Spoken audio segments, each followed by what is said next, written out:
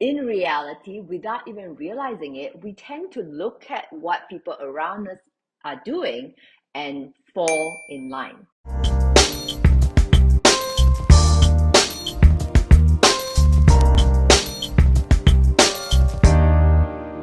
Hey, my boss. Today I'd like to talk about direct response marketing, because if you want your business to succeed online, you need to think like a marketer. So direct response marketing can make you rich. It may take a little bit of time, but it will get you there. Creating a direct response on your website is the core driver of your business. Make no mistake about that. But if you want to put rocket fuel in your tank, you'll need to develop some buzz around your offering, right? And that means meeting a fundamental human needs that most marketers overlooked. So I want you to reflect on this. As consumers, we all like to think that we are rational human beings. We're cool, calm, and collected about our purchasing decision, that we weigh the fact and all the benefits before we come to a decision. But that's really not the case. In reality, without even realizing it, we tend to look at what people around us are doing and fall in line. For proof, there is this famous study conducted by a social psychologist, Solomon Asch, back in the 50s. So what Asch, I may not be pronouncing it correct, was that he assembled about 123 participants, and each group of these participants were grouped with 5 to 7 of some fake participants, and each participant was shown 2 cards. One card looked like this, and the other one looked like this. So what happened was that each participant were asked which of the 3 lines on the second card match up with the first card, right? So each group of the participants were tested with 18 sets of different cards, and the real participants was always being tested last. So as for the fake participants, in the first few tests, they'll try to choose the right answers, and beginning with the 3rd test, they will deliberately select the wrong answers on the test. And out of the 18 tests, the fake participants all answered incorrectly on 12 of them. The idea of the study was to see how often that the real participant would go along with the group, even though the group had obviously chosen the wrong answer. Incredibly, the real participant went along with the obviously deluded majority, 32%, when the answer is so black and white. These doesn't match this. Now imagine how that 32% would increase, right, when answers are less black and white, such as making a choice between 2 or more competing products, or a choice between doing nothing and buying your product. Another interesting study sheds additional light on this curious quirk of human nature. Now, in the 70s, there's a social psychologist by the name of Henry Tajfel. He defined what he called minimal groups. Groups of people with no real affinity, no common interest, culture, or tradition, no history whatsoever. So what Tajfel did was he assembled a group of teenage boys with no connection whatsoever to one another. They were being shown 2 paintings. Based on which painting you prefer, you are being grouped. So one group of the boys preferred a painting by Paul Klee, and another group of boys preferred a painting by Wassily Kandinsky.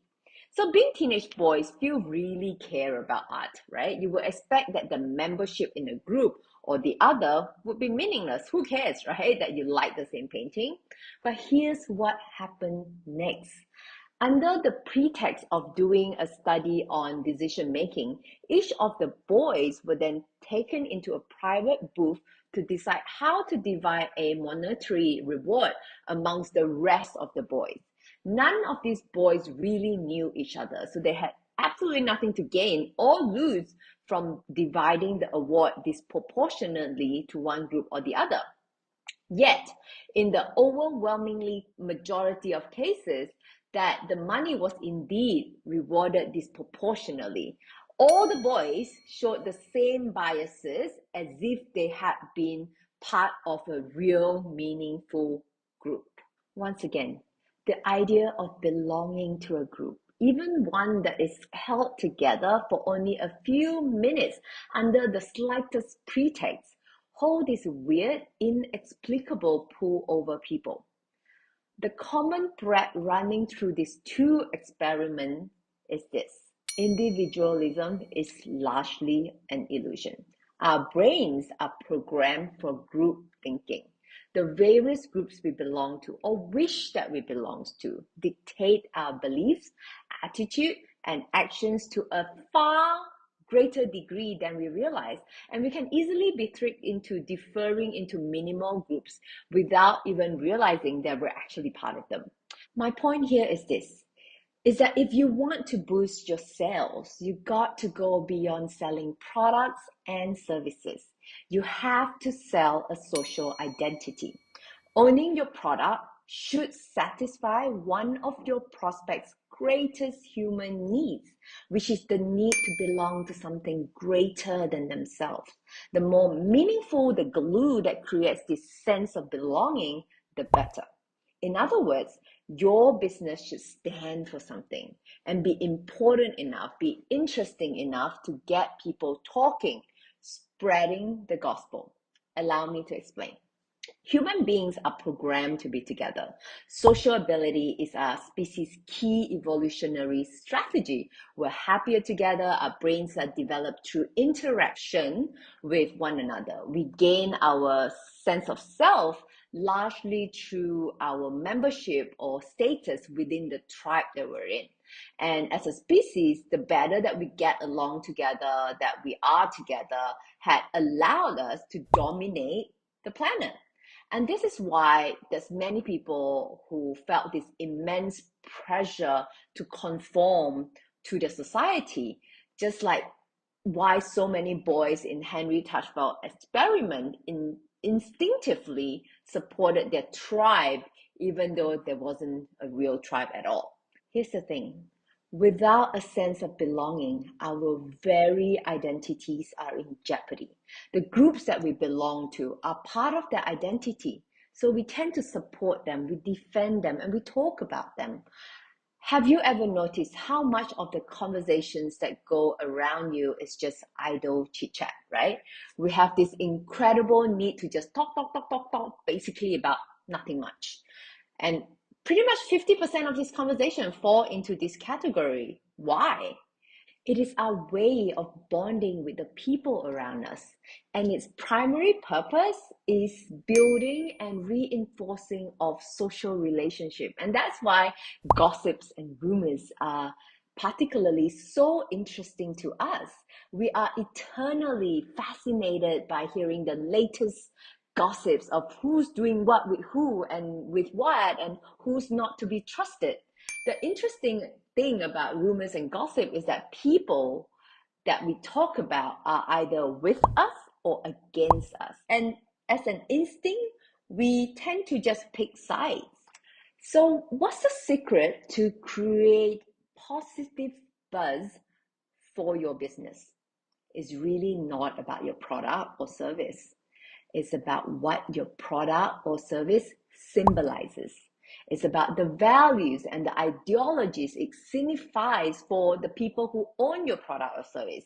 If you look at any of the most successful, most enduring brands in the world, you'll see that the companies who possess this usually have one thing in common: they stand for something.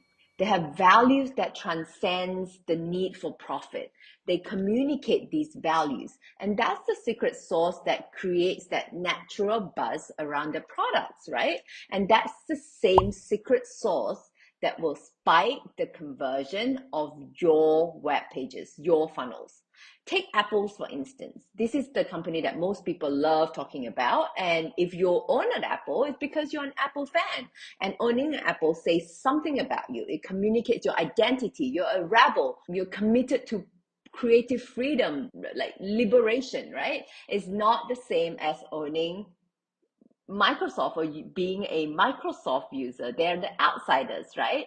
And people don't see Apple as just another company out for the money. Apple mythology is filled with anecdotes, and it communicates this idea and ideology of what a Apple user is supposed to be. For example, there's this story about how when Steve Jobs wanted to lure Pepsi golden boy John Scully away from, his great pension to work at Pepsi to come to Apple, he's rumored to seal the deal with simple words.